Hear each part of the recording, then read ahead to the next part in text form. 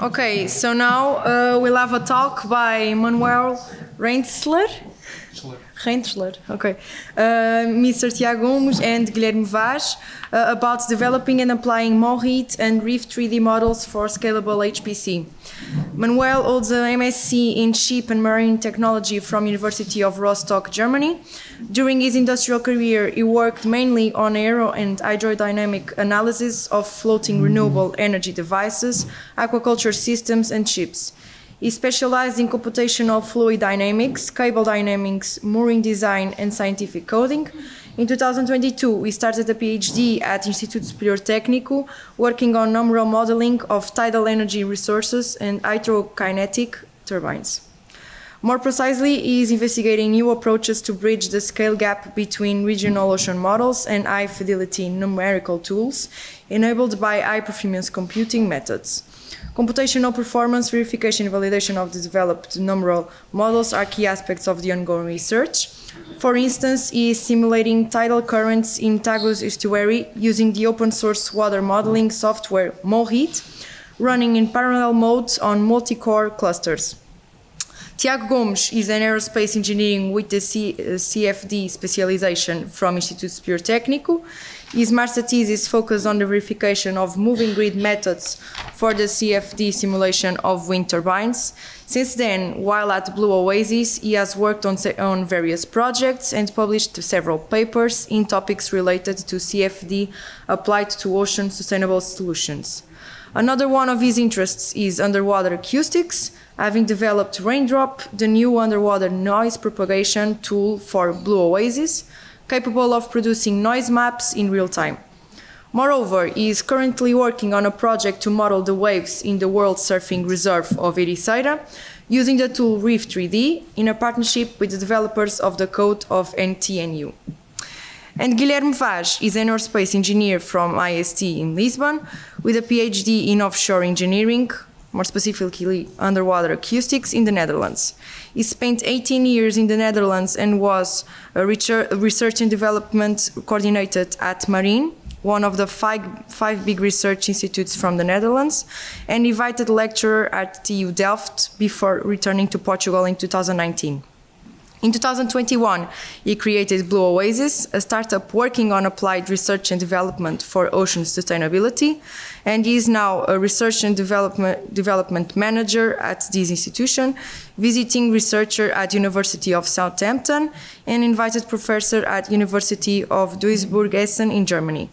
His main expertise relevant for this conference is scientific code development and high-performance computing. And with this text, we don't need more presentation because, so let me see if this works.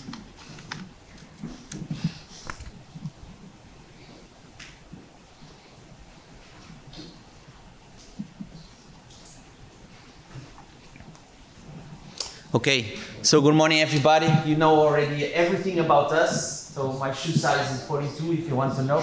That's what she was telling. Okay, so we are going to present some... Vai buscar o nosso coisa.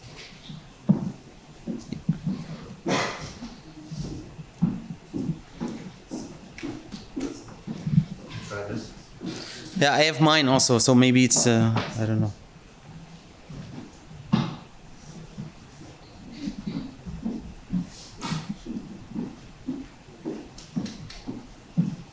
I don't know, let's see. Doesn't work, we try ours. So, our scope today will be to present work that we have been doing with oceanographic modeling. Specifically two tools. One is the tool that Francisco already yesterday presented, is MOHID, and another tool that we also developed.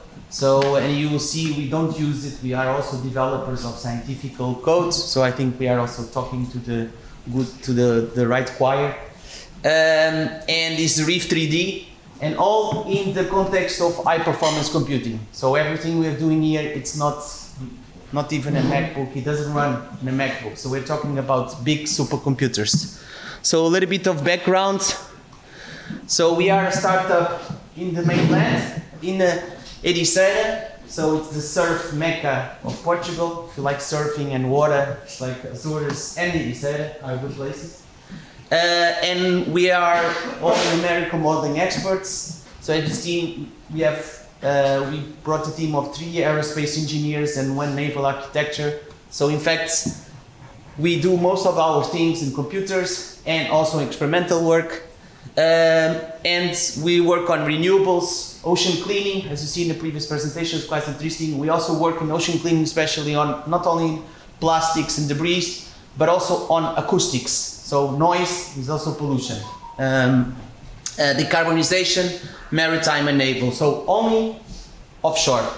Those are our main applications. We are all focused on offshore applications, use numerical modeling. So this is some examples of tools that we develop. So we are not only using tools that are out of the commercial tools, but mostly we develop our own tools. So those tools over there in bold are tools that we develop. So OpenFans is the tool that we developed together with Texas A&M in USA. REEF3D was my tool in my PhD or after my PhD at MAREN, Maritime Research Institute. It's like Deltaris, and most of you know Deltaris, so MAREN is as big as Deltaris in the Netherlands. And it's a CFD code that you will see a lot of applications here. I'll go into that. Raindrop, that is the tool from underwater acoustics, real-time noise maps that I think will be interested to merge. Those tools come from aerospace with the people using Earth observation and people more like on this context of this meeting. REEF3D and MOHID that we are going to show. So what you see over there, it's applications of computational fluid dynamics with one of the tools that we developed, REEF3D. One is the fish impact on a tidal turbine. It's the one on the left. The fish come to the turbine. Of course, the fish are not stupid, they swim back. And that's the modeling of Lagrangian modeling of a fish school with a turbine. On the right was the acoustics one. On the left you see a whale, so it's really the calculation of the flow around the whale. And on the bottom right is the modeling of ocean cleanup boom. Some part of the ocean cleanup boom, cleaning the plastics. So these are things that are done with CFD tools, and CFD tools that our world, and we come from CFD into oceanographic, okay? So don't kick us because we are aerospace engineers coming from the space to the water, and then from the smaller scales to the bigger scales. So CFD, we're talking about the smaller scales, the turbulent scales of things in the water. And we want to merge and go from the smaller scales into the bigger scales, where most here you're coming from the large scales going to the smaller scales. So post-processing, we heard a lot about post-processing. We do a lot of post-processing with tools like ParaView, that some of you, or with Python, so far, with Python into ParaView, all batch processing in high-performance computing. And you see an examples of really calculations, but then rendered with Blender, so open source tool that can make movie-like realistic renderings of calculations. So this is not computer games, this is really calculations that we have done. And HPC, how can you do these things? So the calculation you saw over there for some part of the boom of ocean cleanup needs a supercomputer. We have a flexible structure. We have waves, we have plastics,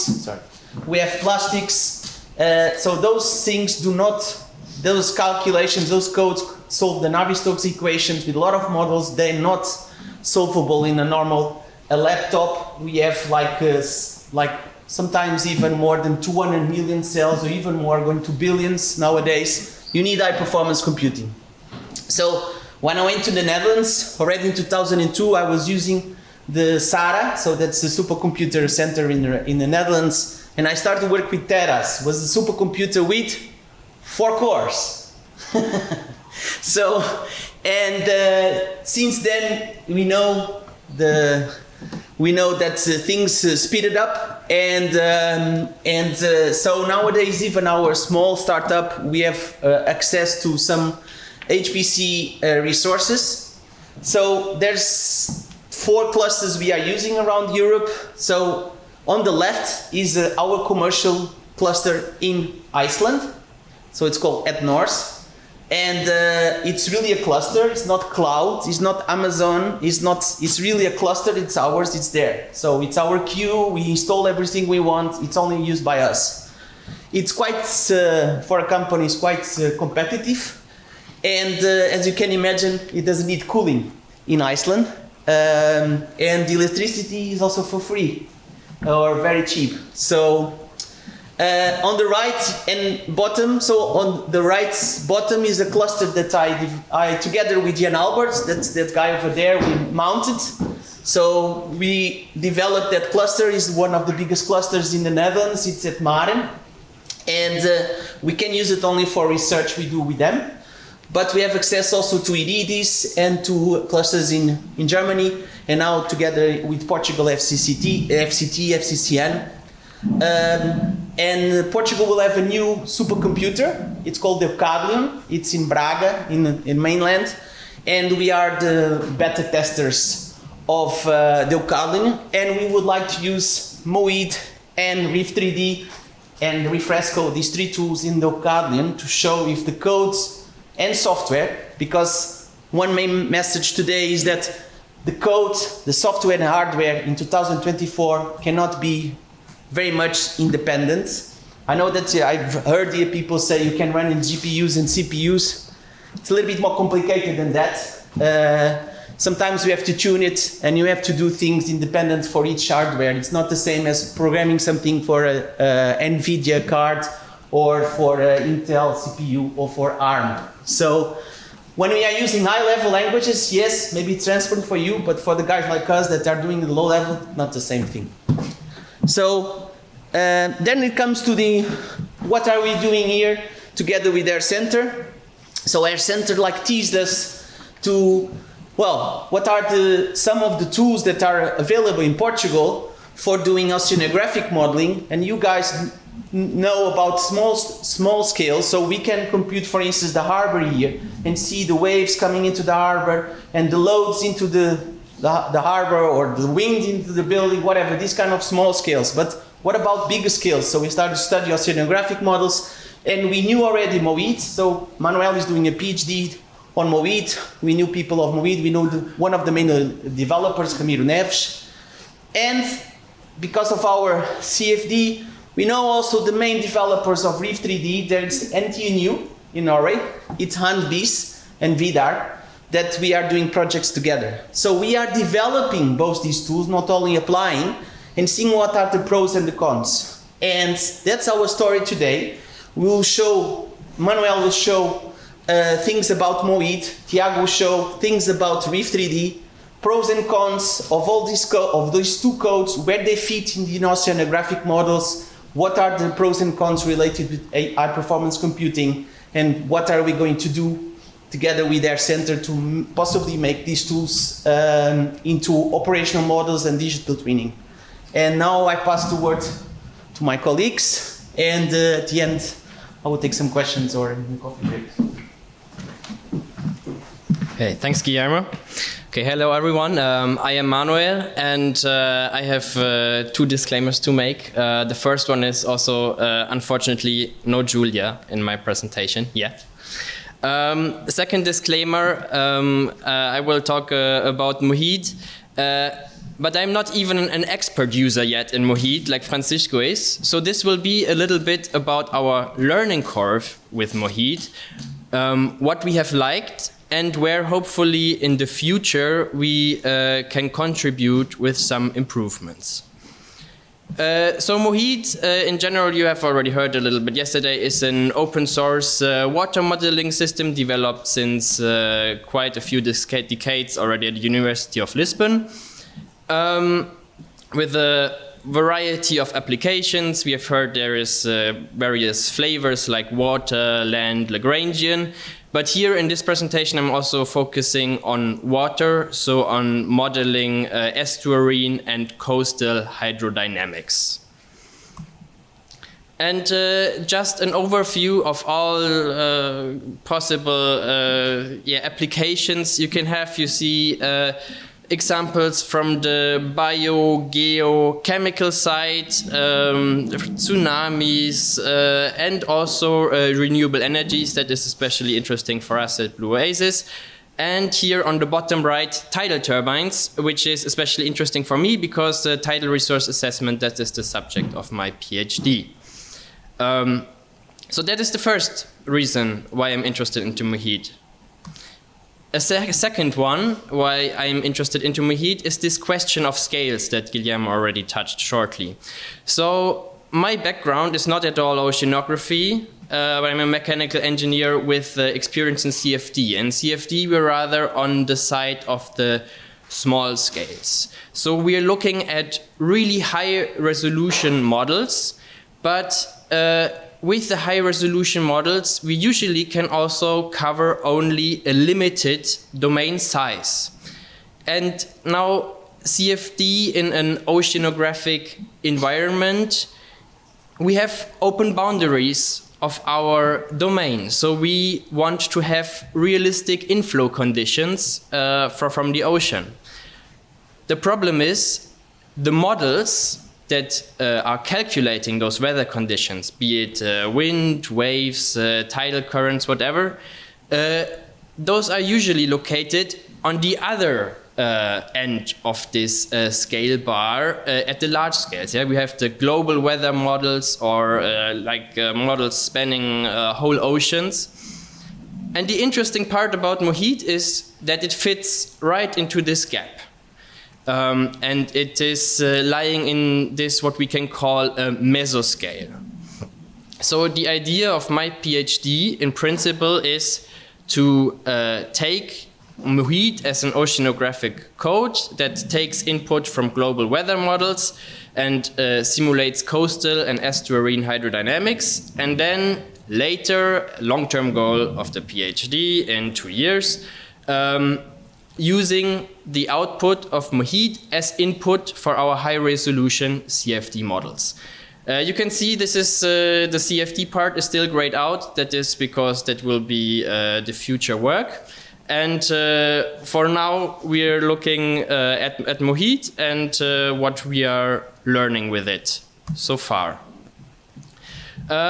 This is a quite technical slide on a numerical background of MOHID. I'll go very quickly through it. So it's a three-dimensional code. It has Eulerian, Lagrangian transport models. It has a turbulence model, spatial discretization, finite volume approach, thing that we are quite familiar with from CFD calculations. And then temporal discretization, we have here this semi-implicit ADI algorithm. And I'm stressing this now because you have to understand that MOHID development started already a longer time ago when computational resources, of course, were not that large yet, right? So this is rather computationally efficient and resource-saving code. But the development of this algorithm is already quite a few years back. And what that may have for implications for modern HPC applications, we will see in a bit.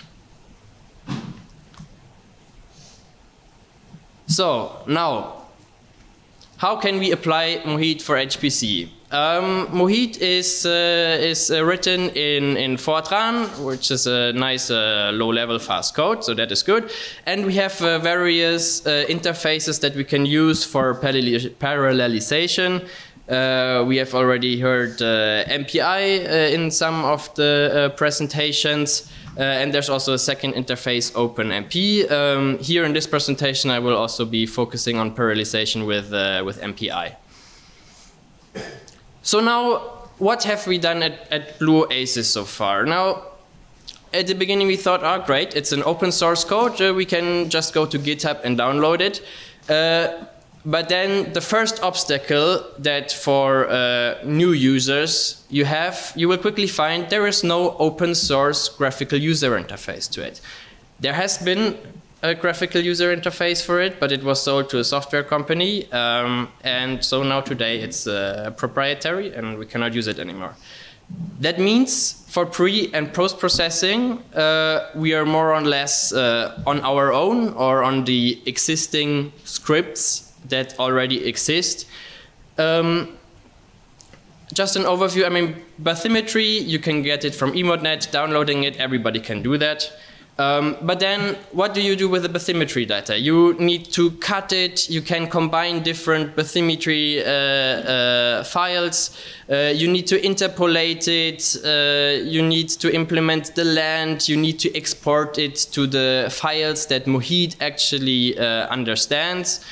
And all of this in the beginning was a big obstacle for us, and so what we did, we contracted a very good master student for us, and his task was exclusively to help us get going with this MOHID and developing a few scripts so that we can more professionally apply a MOHID.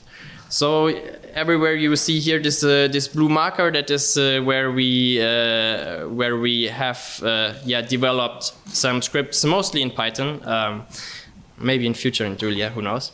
And yeah, we have pre-processing tools. We have all about bathymetry, then domain decomposition that we need to distribute different parts of the domain for the different processors. We need to interpolate also the input files from the meteorological models. Also, therefore, we have developed, or our student has developed a script. And then post-processing, the output of MOHID, you need to convert it so that actually our post-processors like ParaView and TechPlot can read it. Francisco has already spoken a little bit yesterday about it, that usually, like in ParaView, but also in TechPlot, it's quite cumbersome to treat with this data. Yeah, you have to do a lot of clicks. So there also our approach is we take the programming interface with Python and write a few scripts, so that saves us in the end, after we repeat always the same operations, it saves us some time, and we don't need always to do so much clicks. Another thing we did with MOHID, and actually also REEF3D, we containerized it in Docker that we just heard.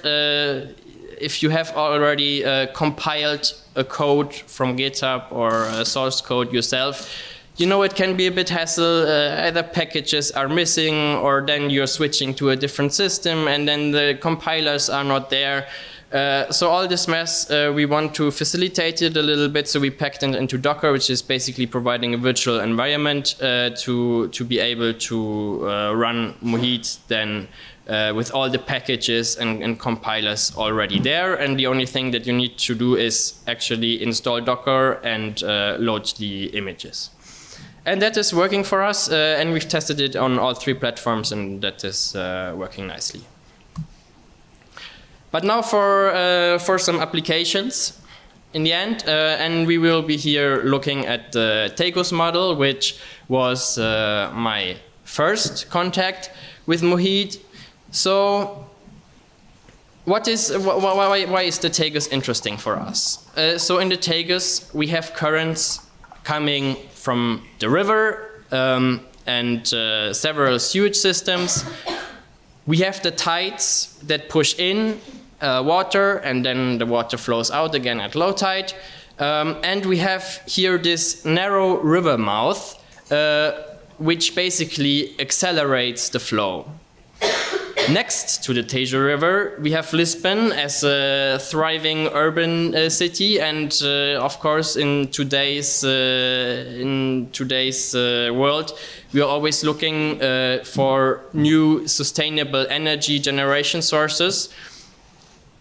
So all these things combined lead to our assumption: hey, could in the Tiago's River, in this thin river mouth, could that not be a nice application for tidal turbines?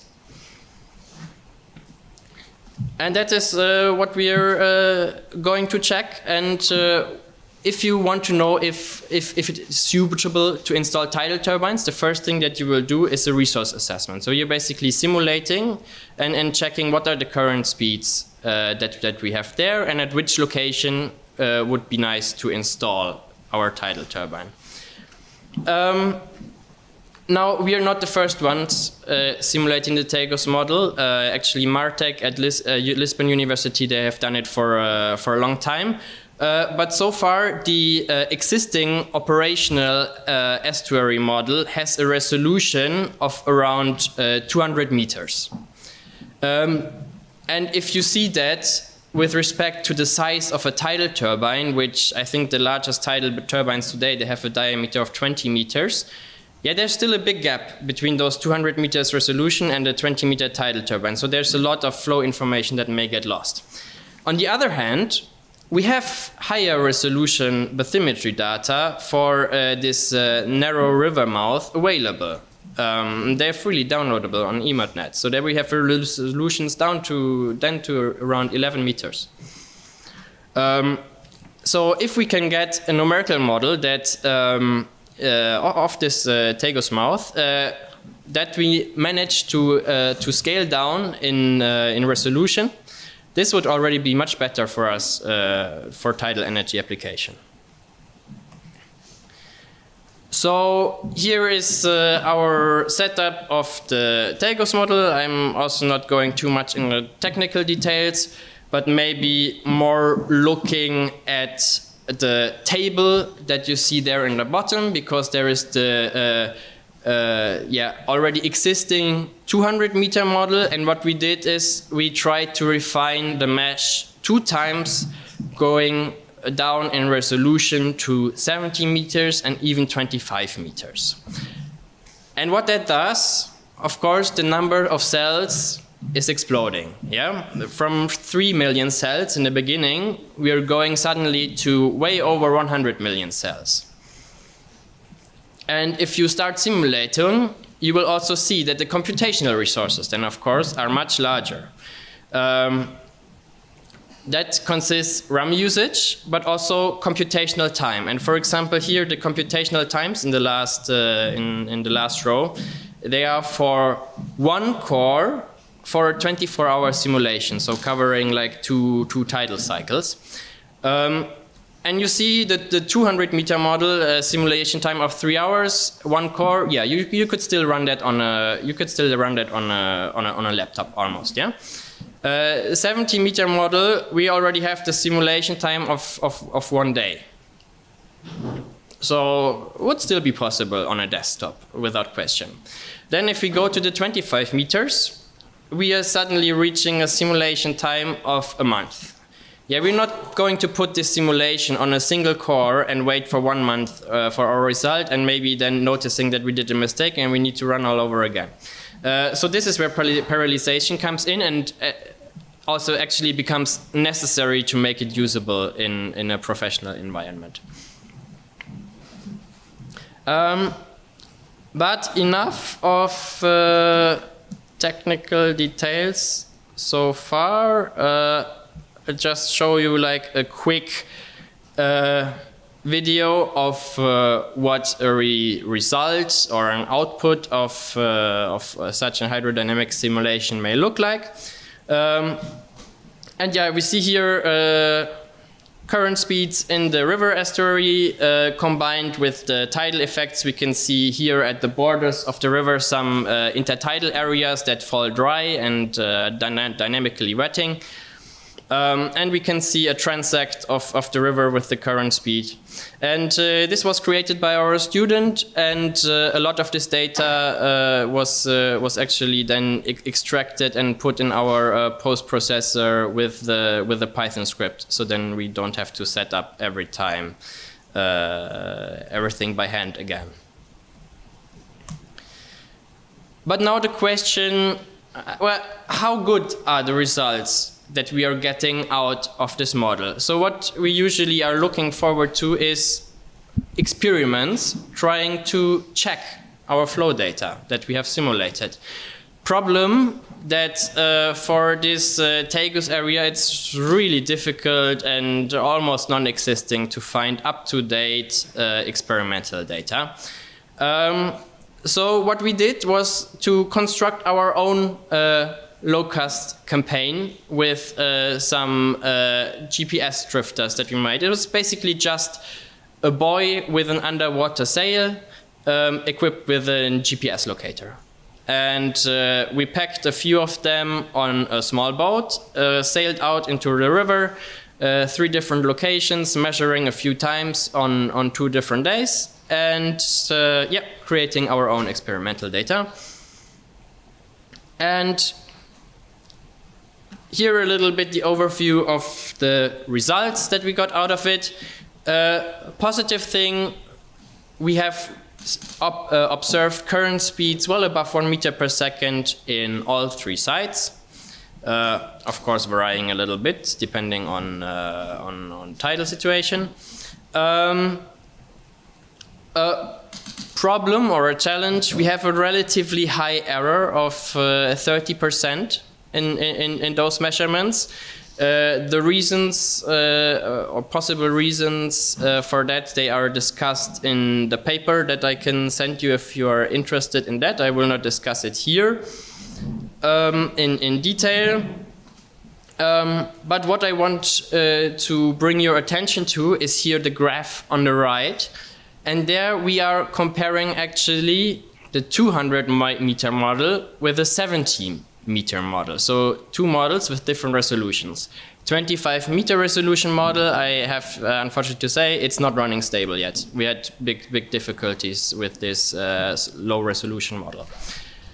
But here the comparison between 70 meter and 200 meter models, and you can see that the thick line tends to fit the experimental data better than the Corsa model. It's not super obvious, but the trend is definitely there. And this is, of course, a motivation for us that sees, yeah, actually high resolution for our tidal research is actually, yeah, a thing, and we need to push further to get to these higher resolutions. But now, where we also want to push is, well, the technical part behind it, the parallelization. You see, have seen for for high resolutions, we need parallelization. So what we did is a scaling study. Essentially, what the idea is, you hope if you use 2 cores instead of 1, your program would run twice as fast. If you use 4 cores, it runs, or you only have a quarter of simulation time.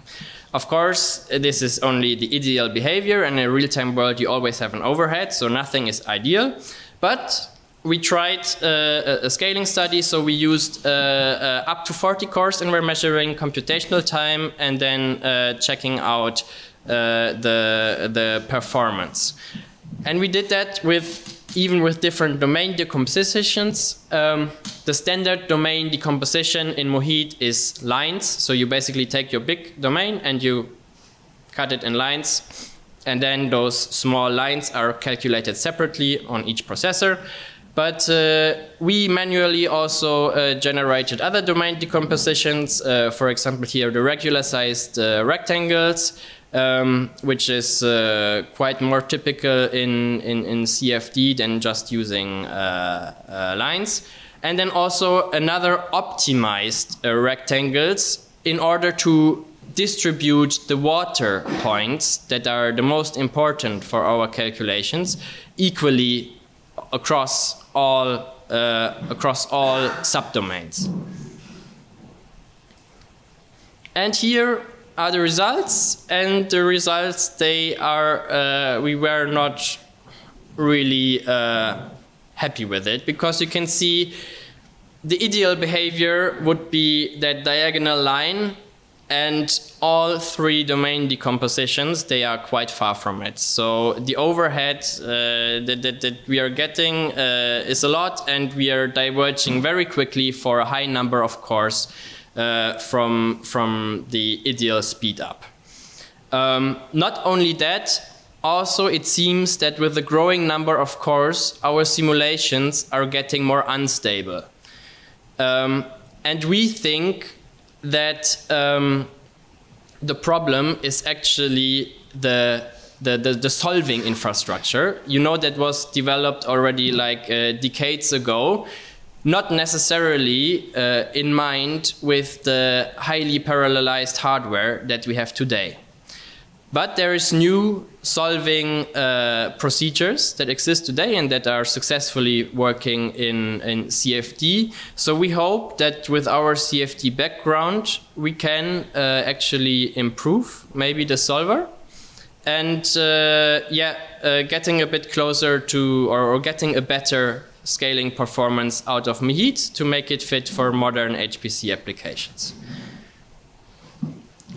So, but now, I mean, you may think, you local people, here's a guy coming from the continent only talking about Lisbon, the capital, and the Tagus.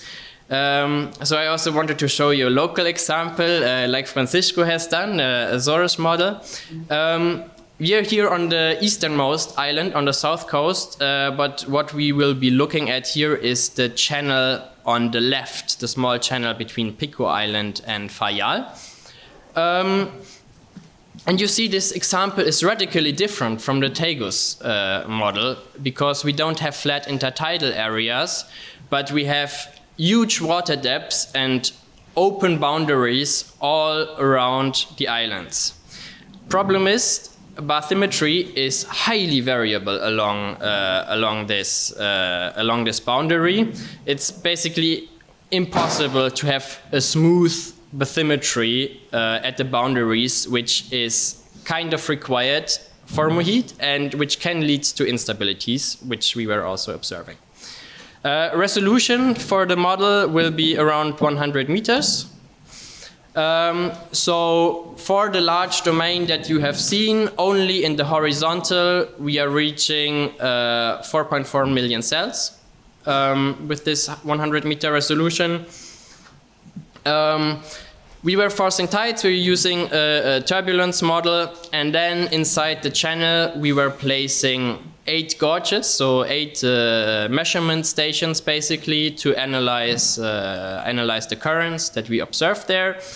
And then, yeah, I just for learning purpose, I used a lot of different settings. I will not go through that exactly.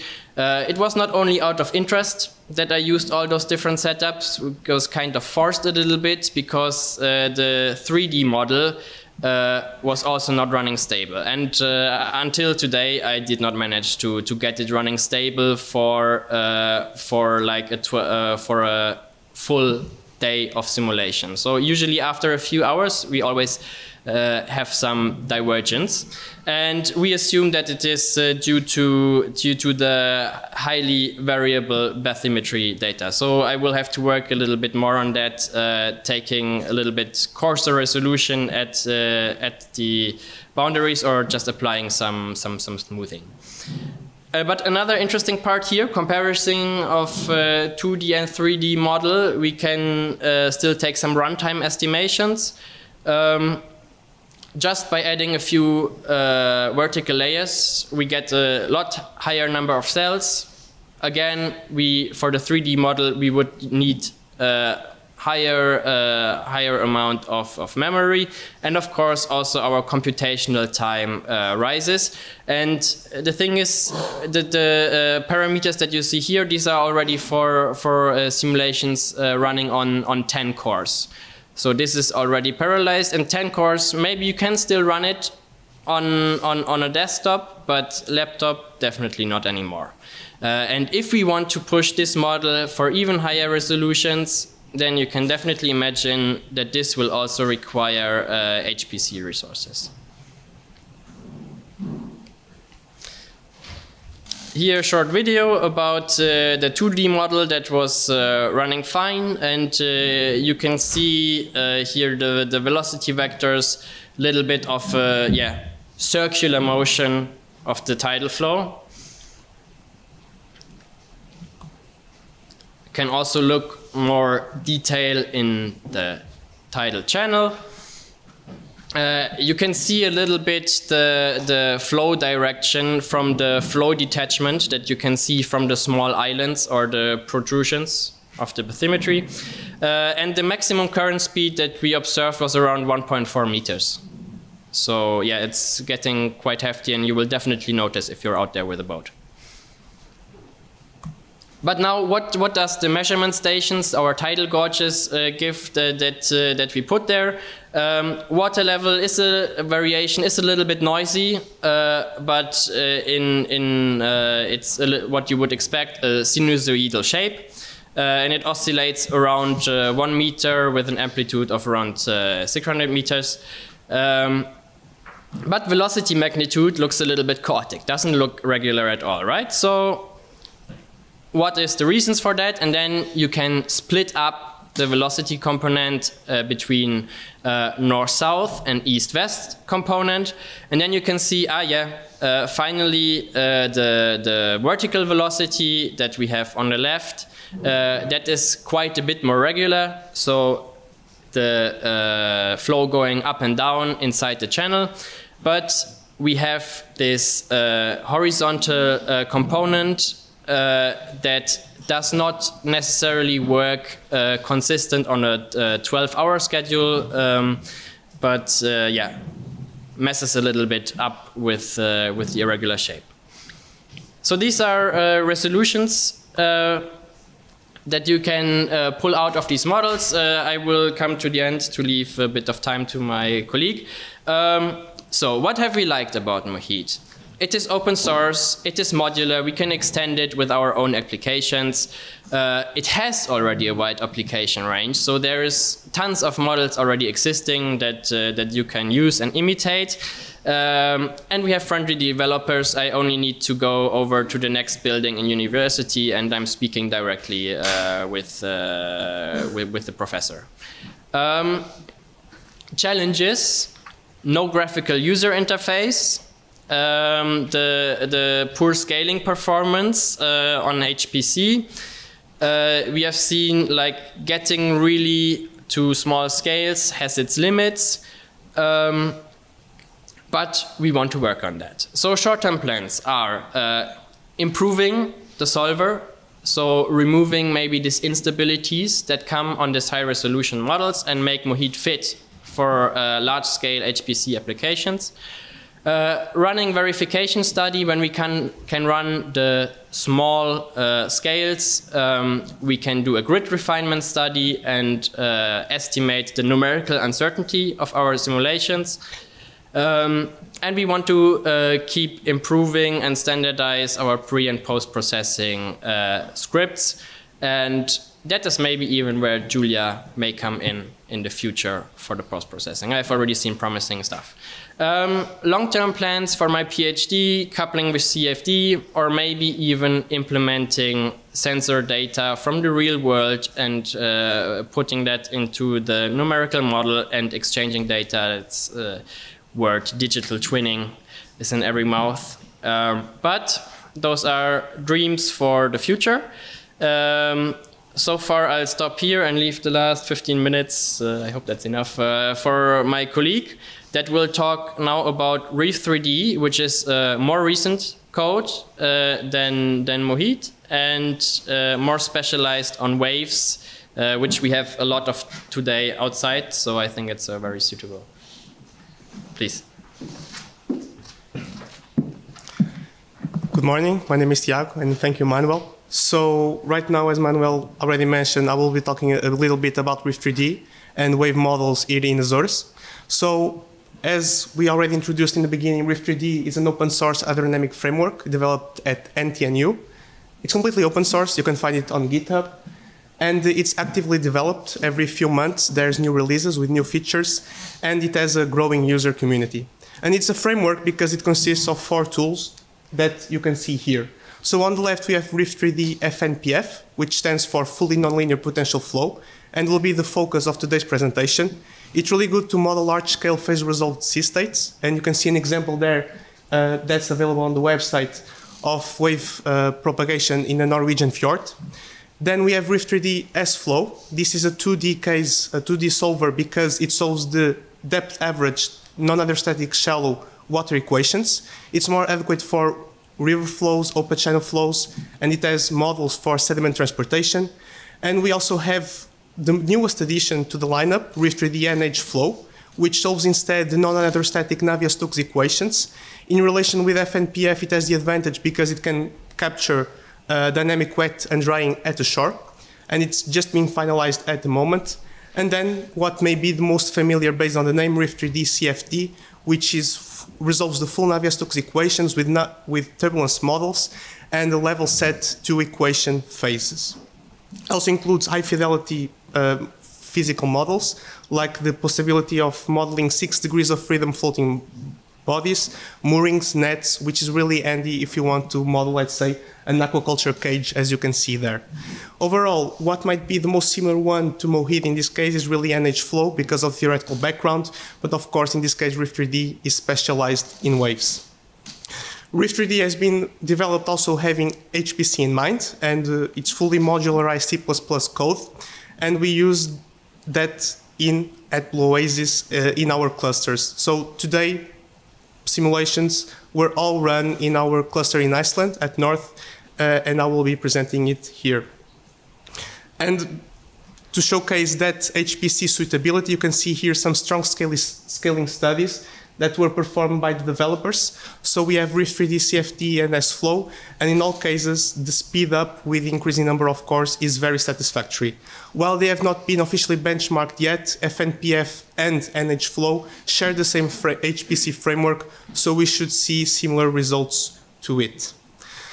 Another great advantage of REEF3D is the capability of bridging the scales, like we were discussing up until now. So this is just an example of a potential workflow. Of course, there are others possible, but we can start even with external tools like SWAN, which work on, some of you may already know, and they are frequency-based, and they model waves using the spectral action balance equation.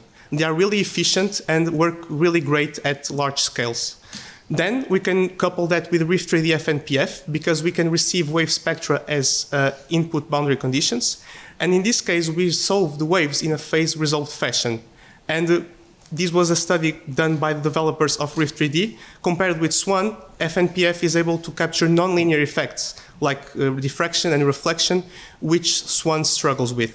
And by having these C states that are really useful, for example, 3-hour C states, they are really common in coastal engineering, we can do something that is very rare to find, which is to couple directly with a CFD solver. And that way we can, for example, get a realistic C state to model and to simulate the impact that it has on offshore structures, like, for example, aquaculture or wind turbines. In this case, as I already mentioned, our focus in this presentation will be the FNPF model for Azores. You can see here the domains that we created. So this is already the grid generated, including the islands of Fayal and Pico. And we have 2 domains. So one large one encompassing all of the islands, which has around 60 kilometers by 35, and then a smaller domain in the channel. Note that all the bathymetry data was retrieved from EMODNet. In terms of wave conditions, I have simulated 2 for this particular workshop. So the first was based on data that I could find during a day in November 2023 in IPMA. IPMA runs these frequency-based models like SWAN or WAM. And in that case, in that particular day, for the central group, the significant wave height was around 4 meters, in that it had a peak period of 12 seconds, with waves coming from north to south. And in the second case, I wanted to have a more realistic extreme event. And in that case, I picked Hurricane Lorenzo, which passed really nearby Azores back in October 2019. It was a Category 5 hurricane. And if I recall correctly, it was also the one that progressed further east in the ocean. In this case, the significant wave height was around 10 meters based on recordings that I could find, and it had the peak period of 13 seconds, with waves incoming from southwest to northeast. In terms of wave modeling, I have used first-order irregular waves, and they are described based on a ion swap spectrum. Once again, we can pick this information from SWAN, let's say. And I have added some directional spreading to add some irregularity to the sea state. And here is a snapshot after 4 hours of simulations for the larger domain with the 2 wave conditions. So in total, 4 hours were simulated. The first to let waves propagate and let the transient effects dissipate, and the last 3 to get the 3-hour C state. In this case, the grid generated have a 40-meter cell size, so we are talking about 13 million cells, and with 96 cores, it took 22 hours to complete the simulation. So we have a ratio of around 5 hours of computational time to simulate 1 hour of real time. And the RAM usage peaked at around 18 gigabytes, so around 1.3 gigabytes per million cells. REEF3D has also the capability of doing some post-processing during the calculation. For example, we can see here the average of the last 3 hours of simulation, and in this case we are plotting the significant wave height. It's clear to see here the shade effects created by the islands and also the strong diffraction effects that some of the coastline introduced in the waves. And if we go to the smaller domain, the second one, so around the channel, here in this case we refine the grid. It has only 10-meter cell size, and the total number of cells is 12 million. Running with the same node at north, the computational time increased to 48 hours, because in this case we need to maintain the current number equal to unity, and since we have a smaller cell size, we have a smaller time step, therefore more iterations are needed, and the RAM usage peaked at around 16 gigabytes, so once again 1.3 gigabytes per million cells. And to illustrate, we have here a video. I really decided to show the first, if it plays. We have a video of the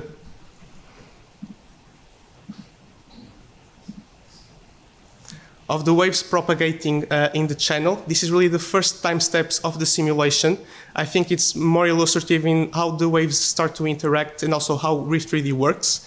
I just want to point out the diffraction effects that you can see, for example, in Monte da Guia and Porto Pinho, here in Faial, and also in Porto da Madalena, in Pico Island. These ilhéus here, they create a really strong interaction, diffraction, and the waves that are going from towards the north-east direction are redirected really in front to southeast towards the port of Madalena. So this is really interesting data. And of course, we can also get some significant wave height plots during the simulation.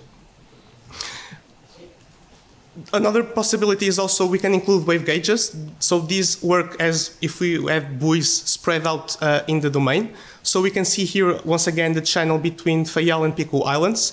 The gauges were placed really along the path that is taken by the blue line, so the ferry between Porto da Horta and Madalena in Pico.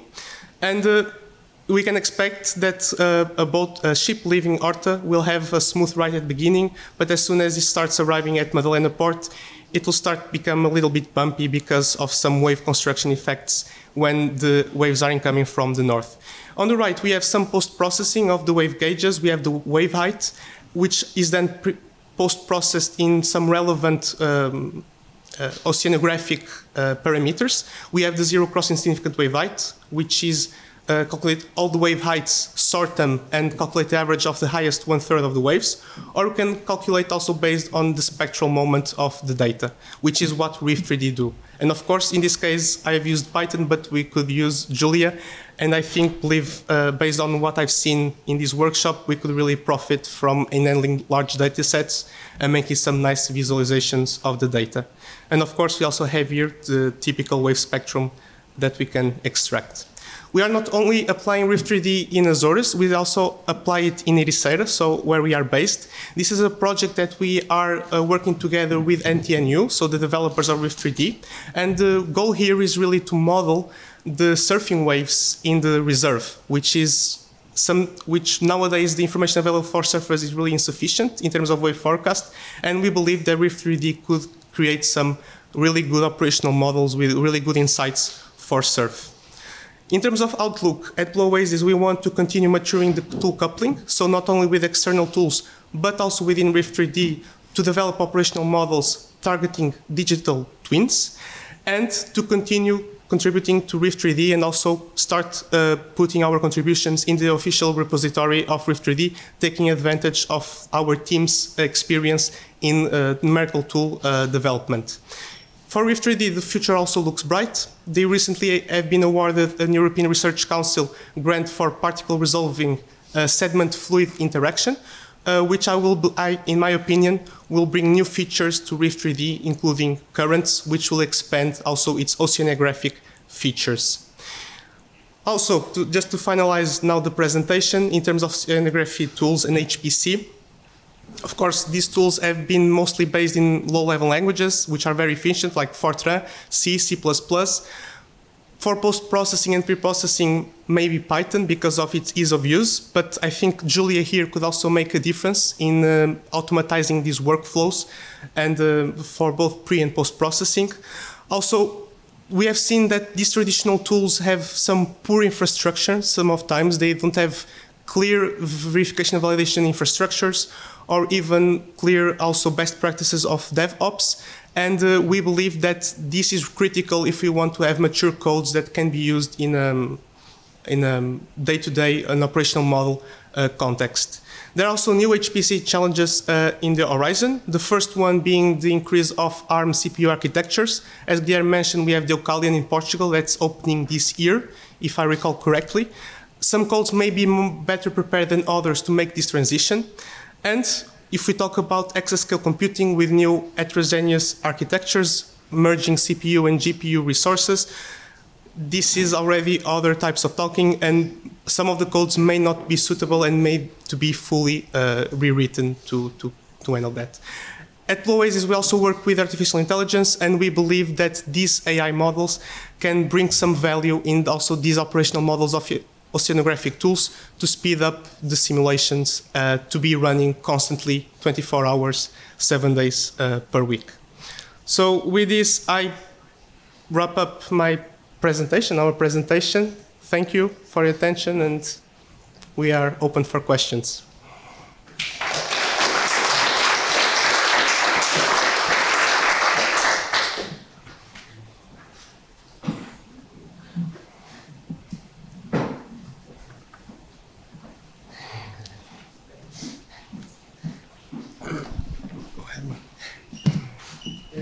Just some comment for my question, but we can, I think we can also help you with some of the timing, but of some of the applications, and that would be, and we are very welcoming your contribution to improving the improvement of the code for making it faster.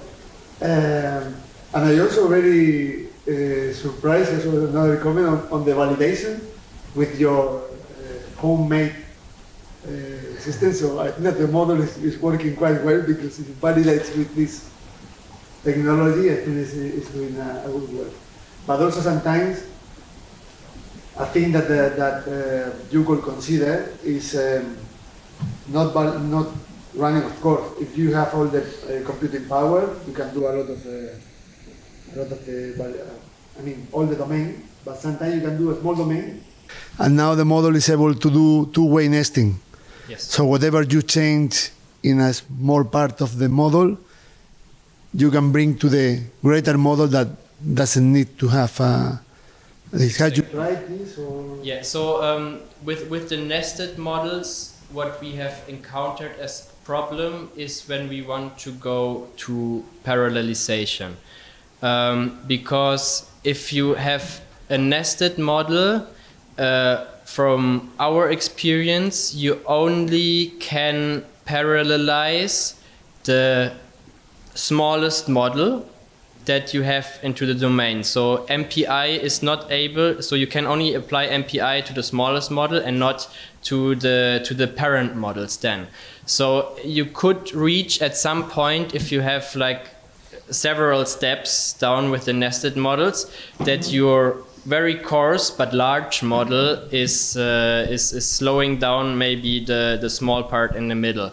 Also, it is a bit of tricky because there are limitations with the nested models. You know that you have to fit like the grid spacing so that it coincides with the coarser grid lines, right? And you need the time steps to be multiples or fractions of the coarser model. So there are some limitations that parallelization would have with nested models. So that is why so far we haven't considered that.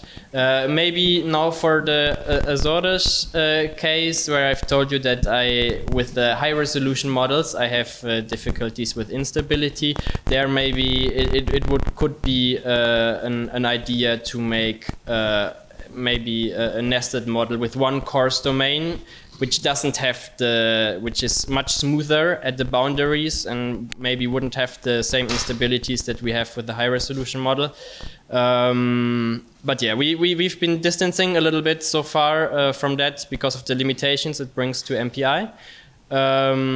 But yeah, I mean, we just have started, so that is something that we need to look at in the future. We can discuss that. Yeah. We can help. Sure. Great. Thanks.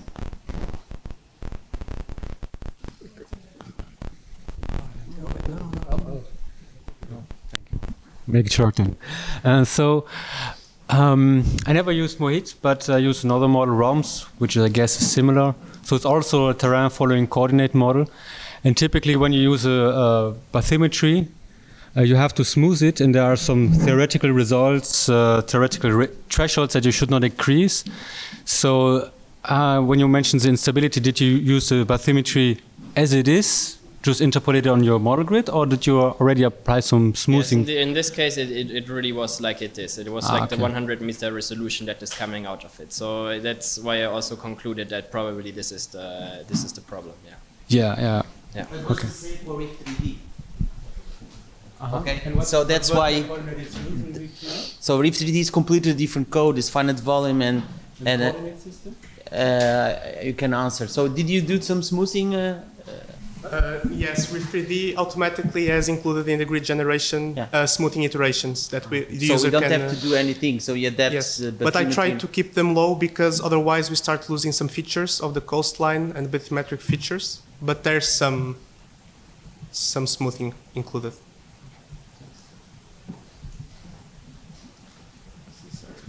So if there are no more questions, I'd just like to give a bit of context. The Air Center, for this work that was just shown here, the Air Center aims to have operational models for the ocean. We need to scale, and we need them in operations, which is not the same as just doing research. And so we asked Blue Oasis for help with understanding the limitations, and it was good to see the limitations. So sometimes you just don't throw more computing power at things. It doesn't make sense. It doesn't work like that. So it was great to see this. Thank you very much. And also a note: we're not limiting ourselves to these particular models that were shown here today. We want to explore other options too. So we're in this moment now, in the next few months, years, exploring these as much as possible. So any suggestions, if you are in the room or if you are online, please, we're happy to hear you. Before I pass the microphone to Simon, since I have it now here, just an announcement for all of us now. Before going to lunch, could we have a group picture? Because the weather is not, we hope to do one outside, but better have, better do one now. And then if weather gets better, we can always repeat. Simon.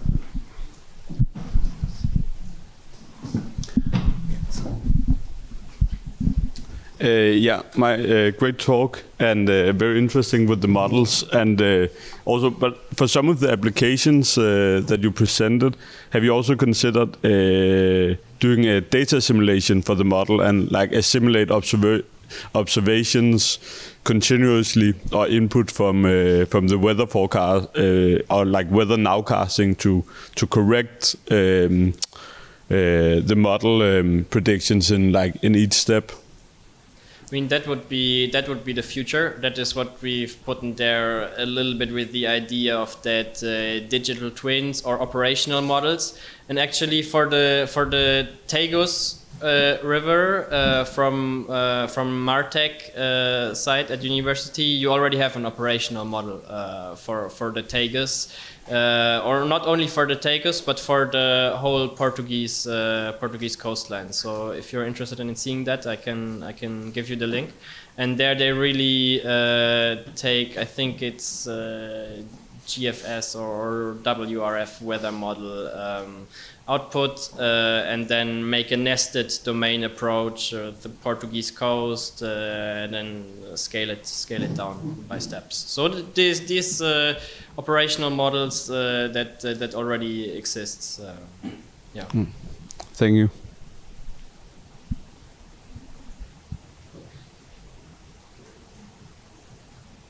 But it doesn't exist yet with sensor data, with live sensor data. So that would be the big step ahead now.